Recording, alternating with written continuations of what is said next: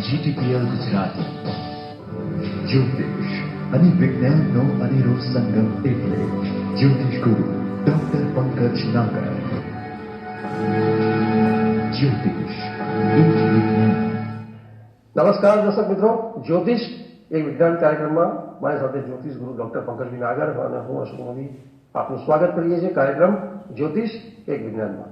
પંકજભાઈ આપનું સ્વાગત છે.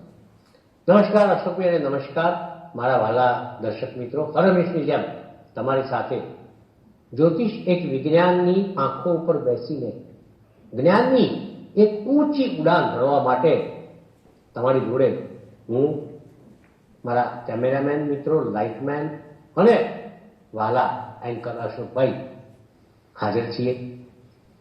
પુનઃ 29/3/2025 રાત્રિએ સાંજ પછી શનિ મહારાજ કુંભમાંથી મીનમાં પ્રવેશ કરશે.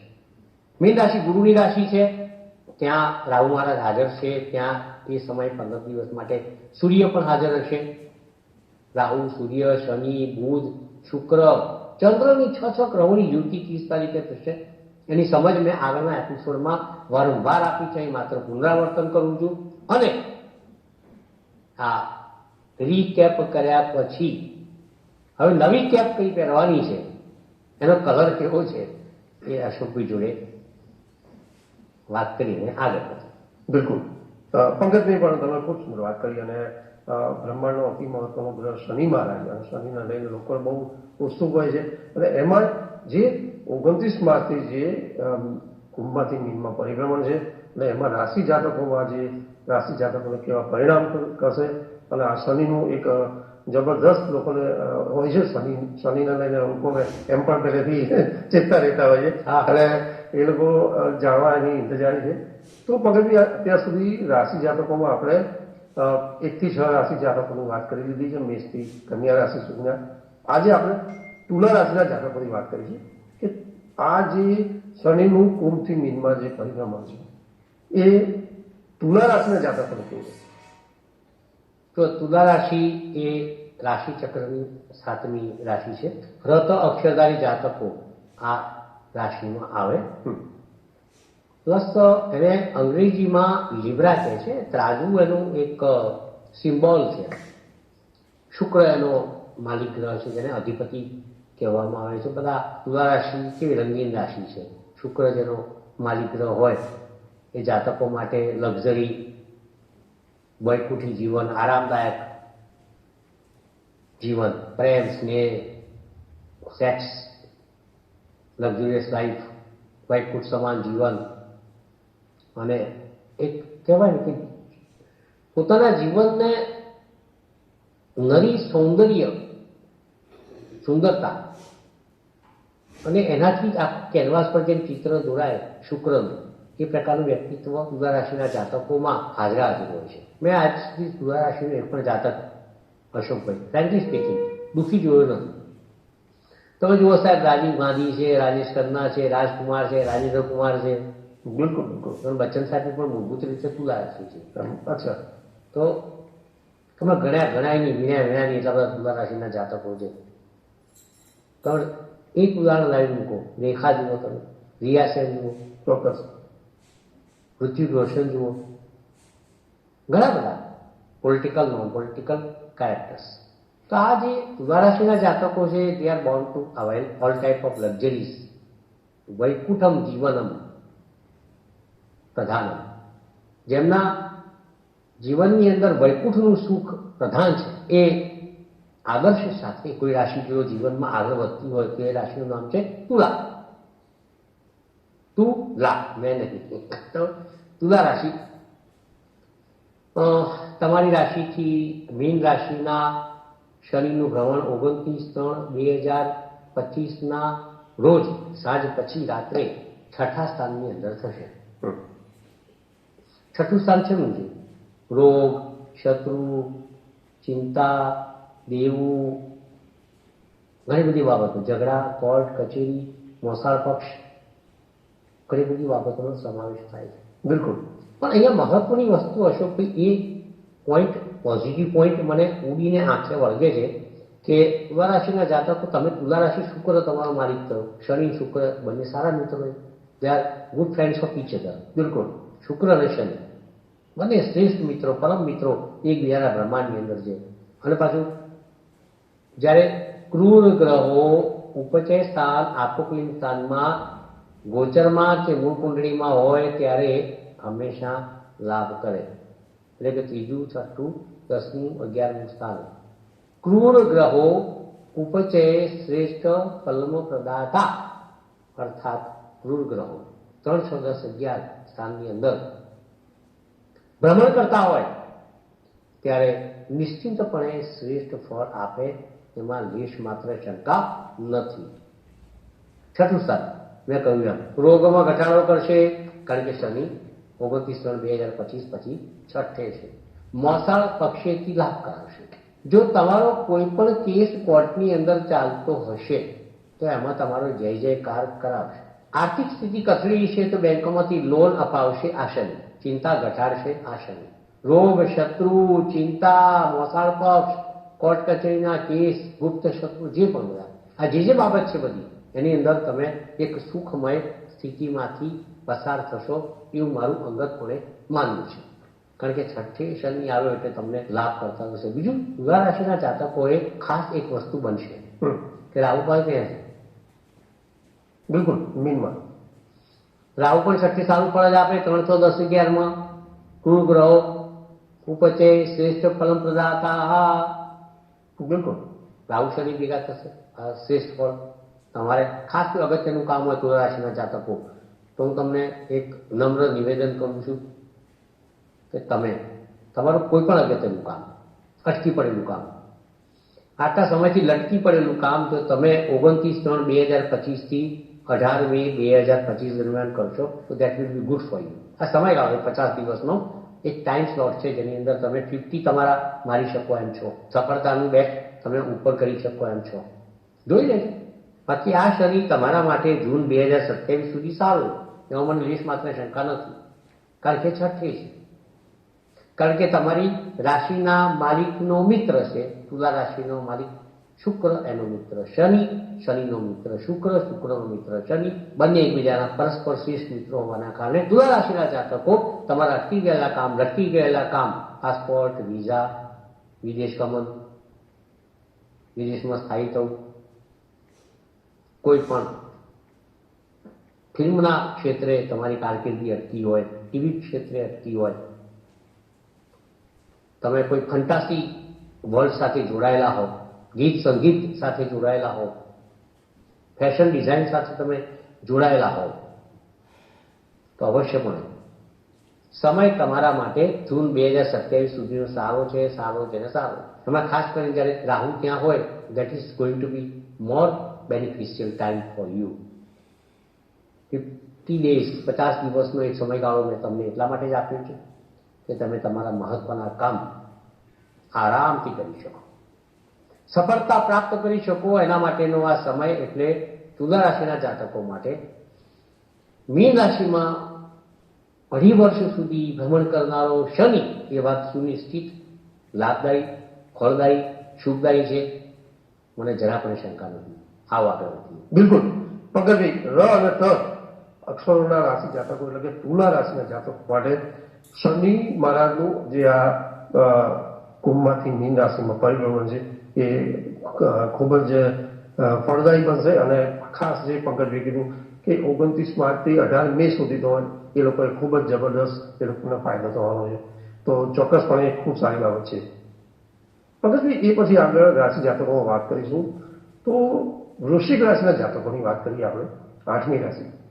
તો શનિનું કુંભથી મીનમાં આ પરિભ્રમણ એ વૃશ્ચિક રાશિના જાતકો માટે કેવું?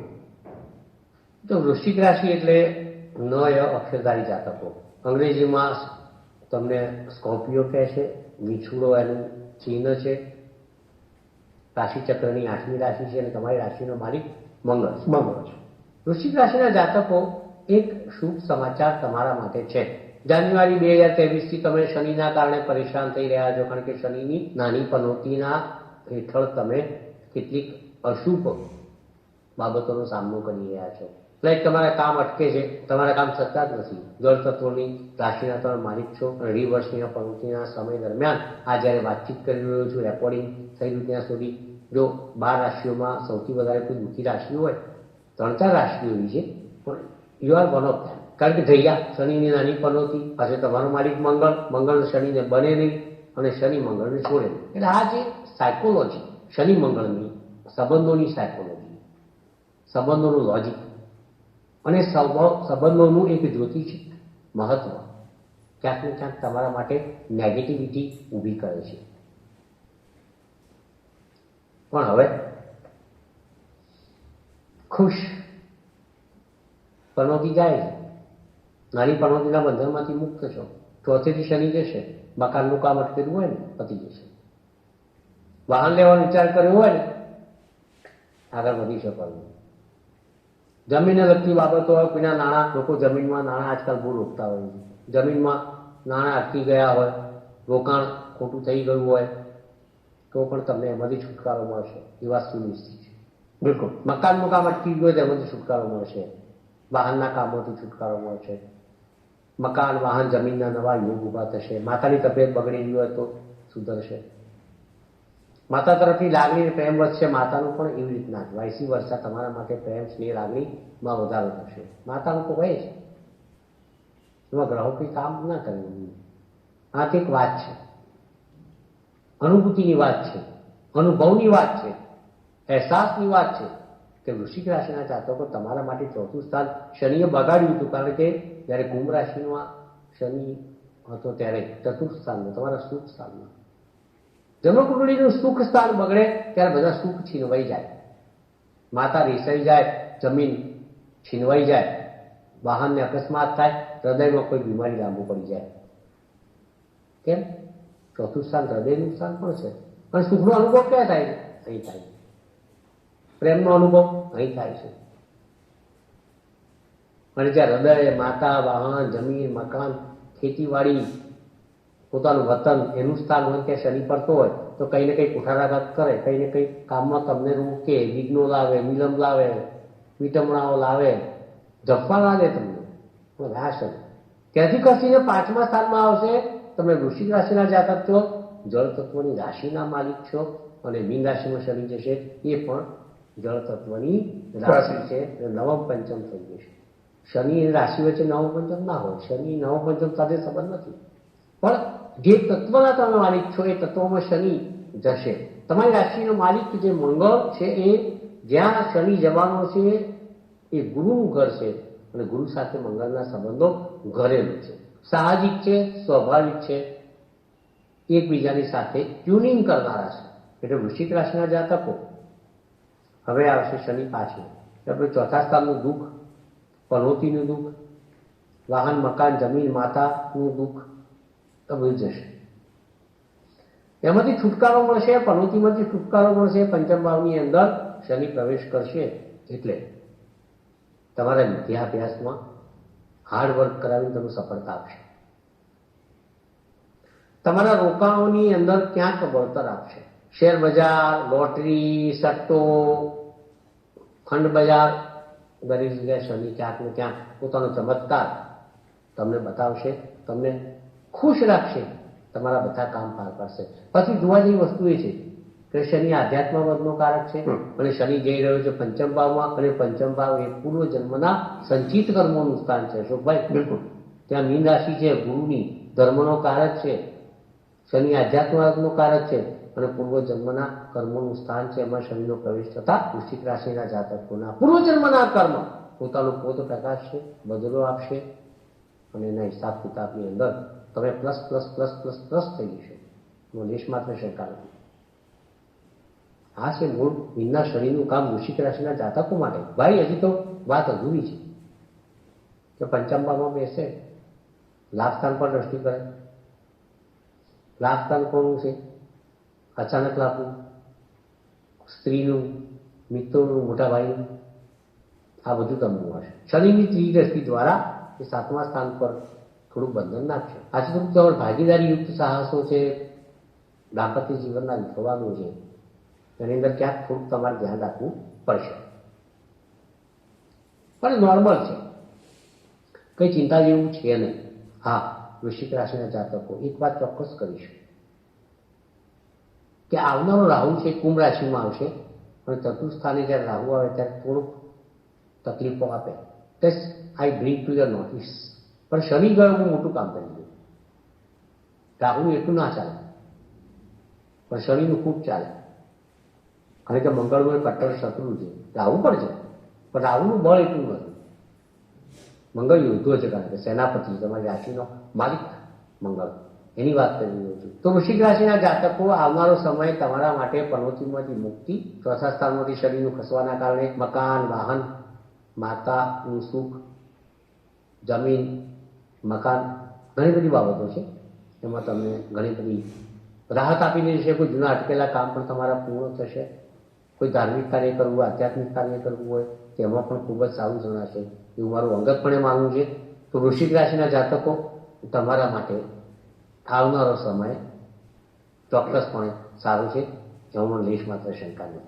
બિલકુલ પંકજભાઈ, તમે ખૂબ સુંદર વાત કરી. વૃશ્ચિક રાશિના જાતકો એટલે કે ન ય રાશિના અક્ષરોના જે રાશિ જાતકો છે એ માટે આ જે મીનના શનિનું ક્યાંક પરિભ્રમણ છે એ ક્યાંક એવરેજ બહુ કુલ મિલા કે અચ્છા હે એવી વાત કરી. પંકજભાઈ, એ પછી વાત કરીએ તો ધન રાશિના જાતકોની વાત કરીએ કે શનિનું કુંભમાંથી મીનમાં પરિભ્રમણ એ ધન રાશિના જાતકો માટે કેવું છે? ધનરાશિ ભદ પડ, જેમ સારે ગમો હોય ને, ભદ પડ અક્ષરધારી જાતકો. નવમી રાશિ, રાશિનો માલિક ગુરુ, પતિ પવિત્ર. પણ ધનરાશિના જાતકો તમારા માટે અહીંયા સાવધાનીનો સૂર હું આપું છું. કેમ?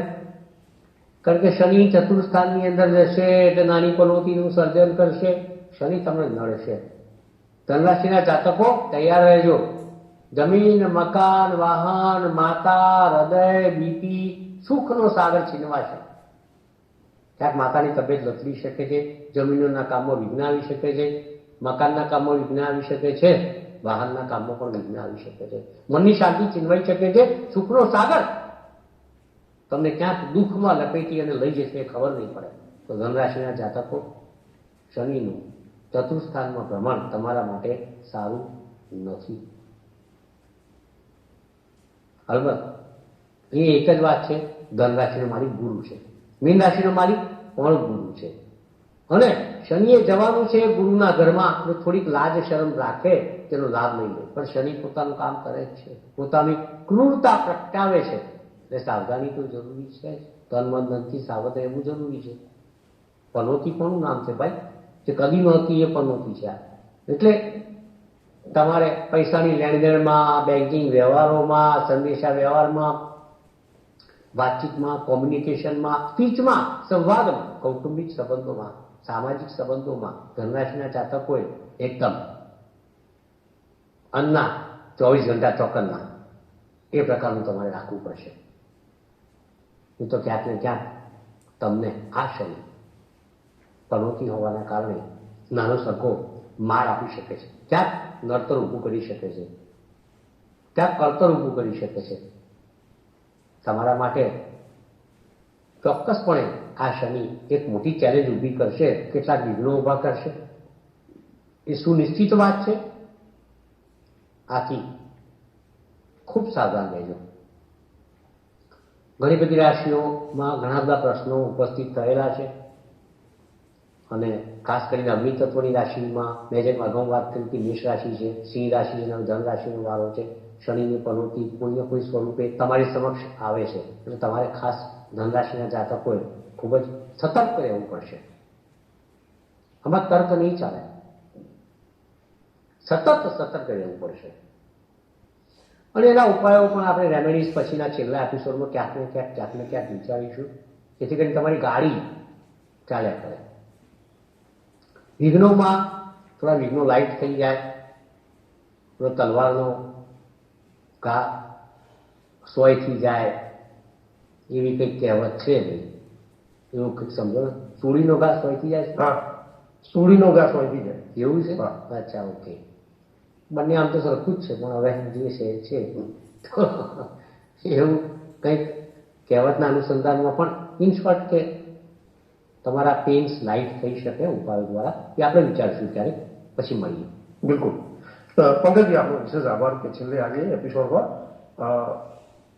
ધન રાશિના જાતકો માટે પણ વાત કરી, અને ધન રાશિના જાતકને જે શનિ ચોથે પરિભ્રમણ કરશે, અને એની સાથે આપણે શરૂઆતમાં પણ કહેલું હતું કે મેષ, સિંહ અને ધન રાશિના જાતકો માટે ચોથે, 8મે, 12મે સ્થાને જે છે એ ચોક્કસપણે ક્યાંક એ મોટી તકલીફો અથવા તો એટલું બધું સારું નથી, અથવા ખૂબ સારા પરિણામો નહીં આપે અને તકલીફોમાં મૂકશે, ચોક્કસ છે. પણ આપણે એના ઉપાયોની પણ વાત કરીશું.